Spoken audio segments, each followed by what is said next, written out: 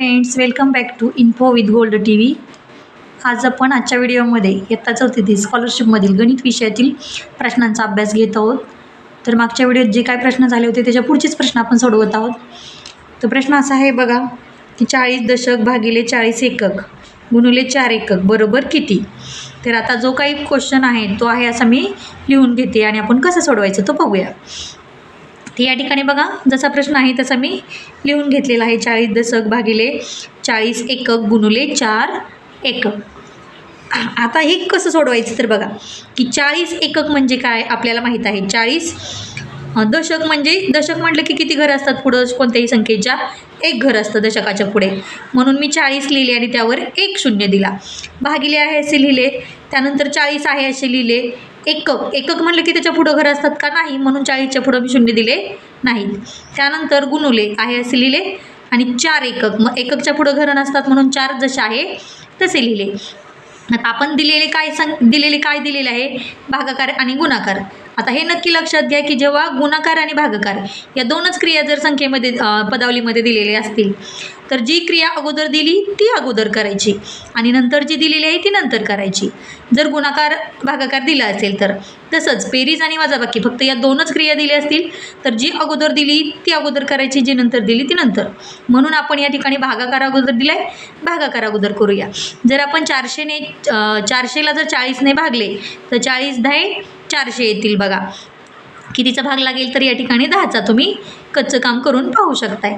आणि याचं उत्तर काय आलं 400 भागिले 40 10 आलं गुणुले 4. आता 10 आणि 4 यांचा जर गुणाकार केला तर 10 चोक 40, मग किती येणार आहे 40. मग आपलं उत्तर किती आलं या ठिकाणी की 40. आता 40 आलेलं आहे.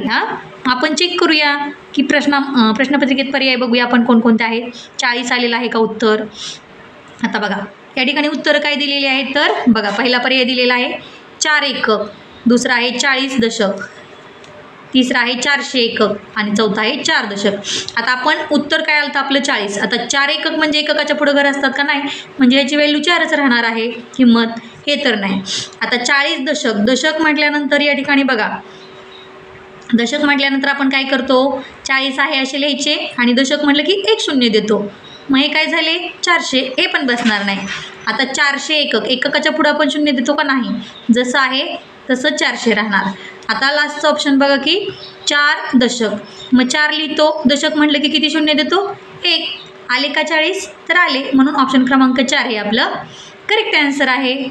त्यानंतर नेक्स्ट क्वेश्चन बघा की 5047 या अंकांपासून तयार होणाऱ्या मोठ्यात मोठ्या संख्येतील सर्व अंकांच्या स्थानिक किमतीची बेरीज किती. बरोबर आहे. मग यासाठी आपण अंक लिहून घेऊया.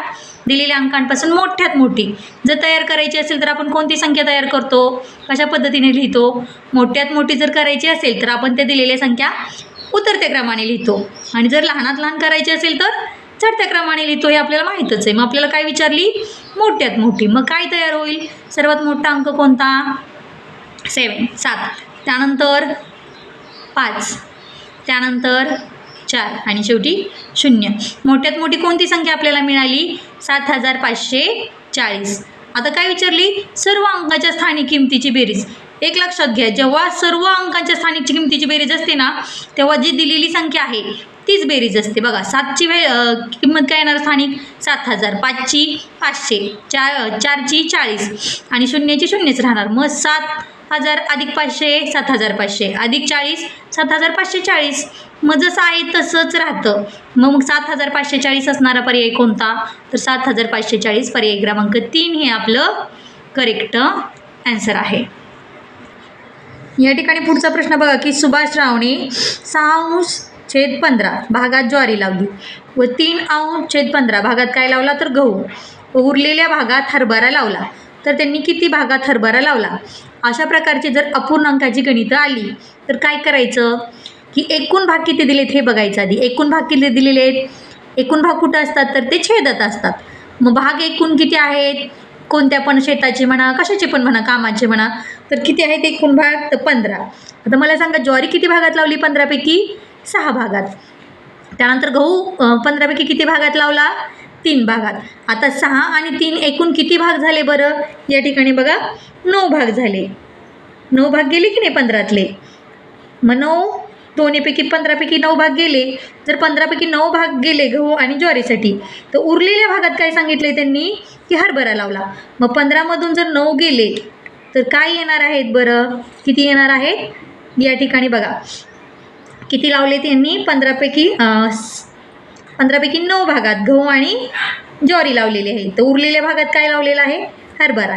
या ठिकाणी बघा 15मधून जर 9 गेले तर किती येणार आहेत 6. या ठिकाणी किती येणार आहेत या ठिकाणी, आणि उरलेल्या भागात सांगितले त्यांनी की हरभरा लावला. बरोबर आहे. ज्वारी लावली 6 भागात, गहू लावला 3 भागात, मग एकूण भाग किती गेला 9 गेला. 6 आणि 3 9. मग 15मधून जर 9 घालवले तर या ठिकाणी किती राहतात 6च भाग राहतात. या ठिकाणी बघा किती राहतात या ठिकाणी 6 भाग. 15पैकी किती भाग राहणार मग 6 भाग. या ठिकाणी जर बघितलं तर मग उरलेल्या भागात काय लावला आहे हरभरा. मग हरभरा किती भागात लावला बघा 6/15 भागात लावला. बरोबर आहे की नाही.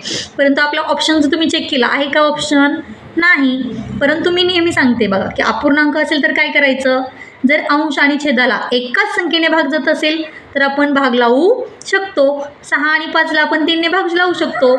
मग 3चा पाडा जर बघितला तर 6 3 दुने 6 किती येतात 3 दुने 6 आणि 3 5 15. बरोबर आहे. मग आपल्याला पूर्णांक कोणता मिळाला नवीन 2/5. मग 2/5 असा ऑप्शन कोणता आहे तर ऑप्शन क्रमांक 3 हा आहे.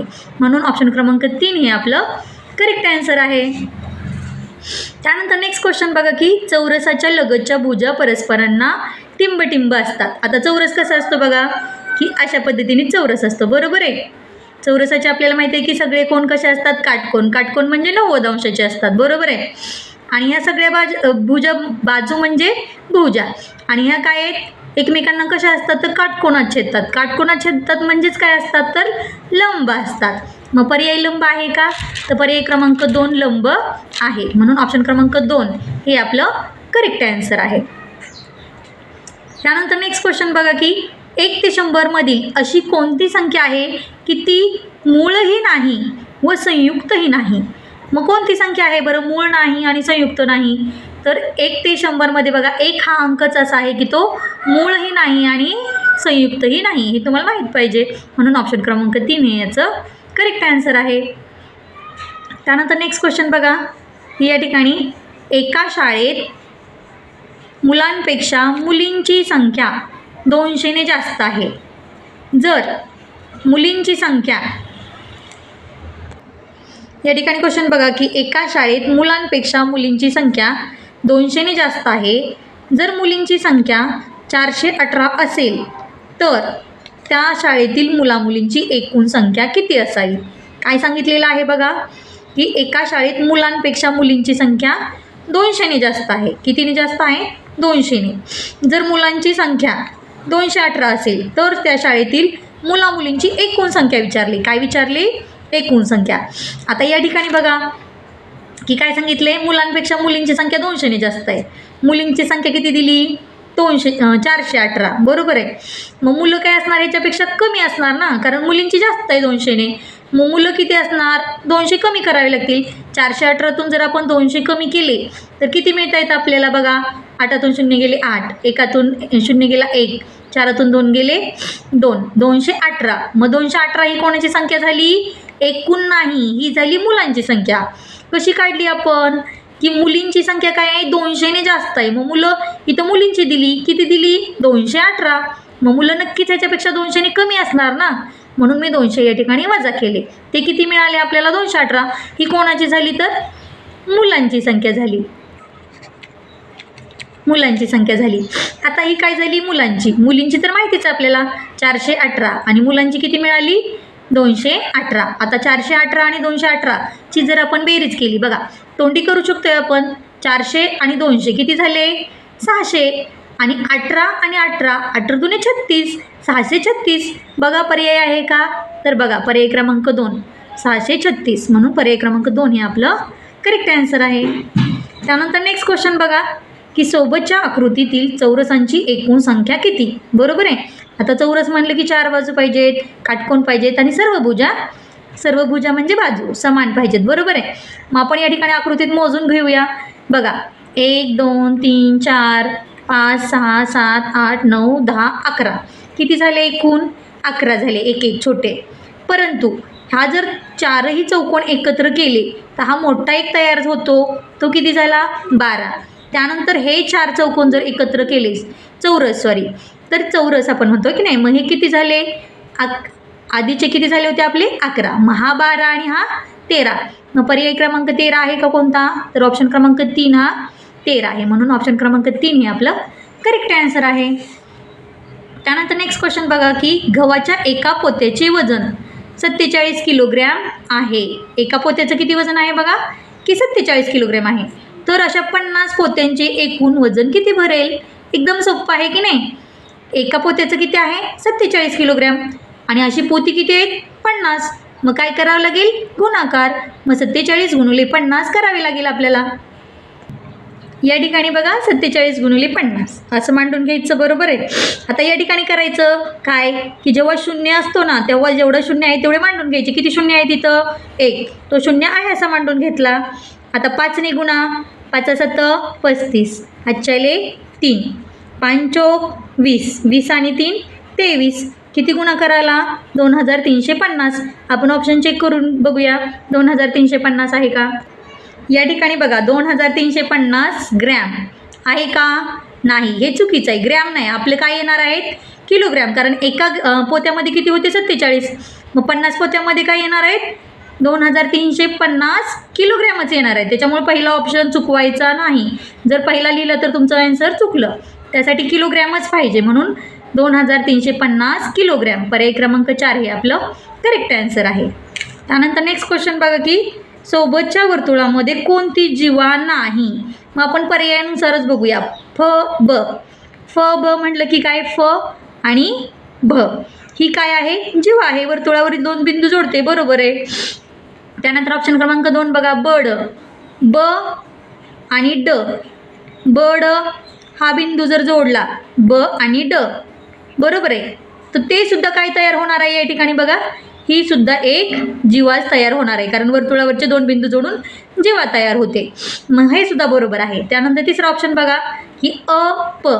या ठिकाणी अ म्हणजे काय आहे वर्तुळाचा केंद्र, प वर्तुळाचा बिंदू, वर्तुळावरील बिंदू.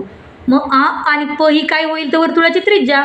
कारण वर्तुळावरचा कोणताही एक बिंदू आणि वर्तुळाचं केंद्र यांना जोडणाऱ्या रेषेना काय म्हणतो आपण त्रिज्या म्हणतो. ही जीवा होईल का, नाही, म्हणून ही जीवा होणार नाही. म्हणून ऑप्शन क्रमांक 3 हे आपलं करेक्ट आन्सर आहे. आणि चौथा ऑप्शन चेक केला तुम्ही ई क, तर या ठिकाणी ई आणि क ही सुद्धा काय आहे वर्तुळाची जीवा आहे. ते सुद्धा बरोबर आन्सर आहे. त्यानंतर नेक्स्ट क्वेश्चन बघा की दुधाच्या 500 मिलीच्या 12 पिशव्या आणून एका मोठ्या भांड्यात ओतल्या. बघा किती पिशव्या 12 आणि किती मिलीलिटर दूध आहे त्याच्यात 500 मिलीलिटर आहे. व नंतर तेच दूध 200 मिलीच्या मापाने मोजायचे ठरवले तर एकूण किती मापे होतील, बरोबर आहे. मग काय करायचं अगोदर 12 गुणिले 500 मिली करावे लागतील, म्हणजे एकूण दूध आपल्याला मिळेल, बरोबर आहे. आणि ते एकूण मिळालेल्या दुधाला आपण काय करायचं 200च्या मापनं मोजायचं आहे. मग 200ने नंतर भागूयात, मग आपल्याला मिळेल ते उत्तर काय असेल एकूण मापं असतील, बरोबर आहे. चला आपण सोडवूया. या ठिकाणी बघा की एका पिशवीत किती होतं 500 मिली दूध होतं, मी ते मांडून घेतलं. आणि पिशव्या किती होत्या तर 12 पिशव्या, मग त्यासुद्धा मांडून घेतल्या. आणि त्या काय करायच्या त्याला आपण काय करत पिशव्यांना काय करणार आहोत गुणणार आहोत पिशव्यांनी, म्हणजे आपल्याला एकूण दूध मिळेल. आता मी सांगते नेहमीच की जेवढे शून्य शेवटी असतात तेवढे मांडून घ्यायचे. 5च्या पुढे किती शून्य आहेत 2, मांडून घ्या.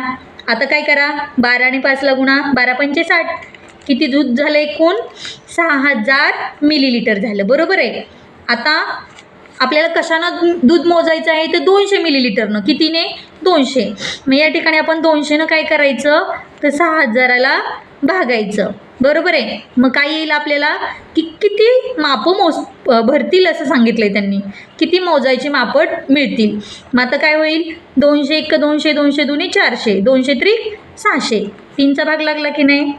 600 वजा 600 किती येतील 0 आणि वरचा एक 0, मग त्याला सुद्धा आपण शून्याचा भाग लावतो.